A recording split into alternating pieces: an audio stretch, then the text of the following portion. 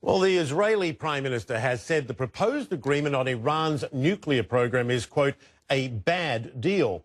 Let's go to Ian Lee at CNN Jerusalem for more on the Israeli perspective and how it's affecting relations with the US. Let's start with Israel's fears and objections to all of this. Ian.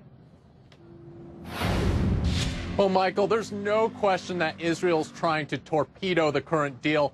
But they say they aren't opposed to talks. They actually are encouraging talks. But for them, it's all or nothing. They believe if Iran gives up their nuclear program, then sanctions can be lifted. But if not, that the sanctions should remain in place. And not only that, but they should be increased.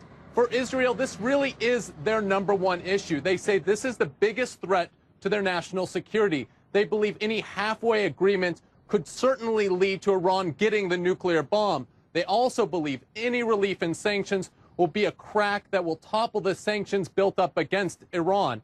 Now, there's a full court press right now by Israel to get their message out. They have envoys in the United States to convince the U.S. government of their side. We also saw French President Hollande here in Israel recently to meet with the Prime Minister Netanyahu. And currently, the Prime Minister is in Russia to push their case there. So definitely a strong push by Israel to get their side out.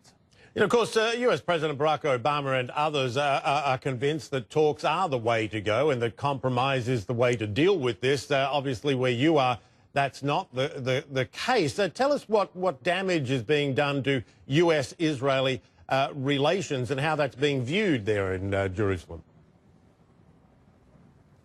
Well, Michael, officially both sides are saying that there aren't any cracks in the relationship. Israel's line has been that this is just a disagreement among friends and that disagreements happen. One politician in the Prime Minister's cabinet said that relations aren't good, but very good.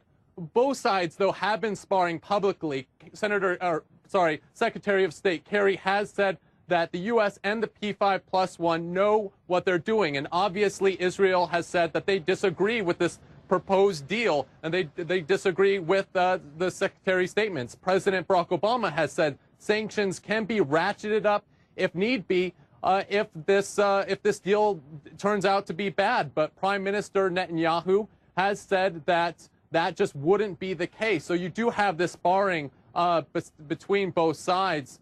But I think probably the best way to sum up the relationship right now comes from a quote in the New York Times, and this is by Abraham Foxman. He's the national director of the Anti-Defamation League. That's an American organization that strongly supports Israel.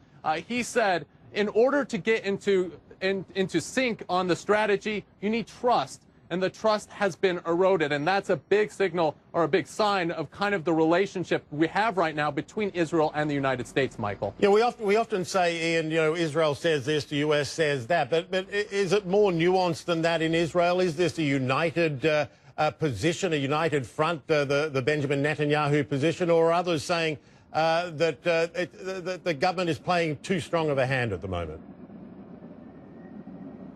I think by and large there is a united front here in Israel. I was out on the street talking to people, getting their ideas, and you would have people who disagreed with the Prime Minister on certain issues, but by and large everyone agreed that Iran is a threat and that they supported the Prime Minister's efforts. They believe that he is taking the right course. Obviously, you do have some people in the government that disagree, some people who have other ideas, but when you just get a pulse of what the mood is here in Israel, it seems like, by and large, the people of Israel are behind their prime minister.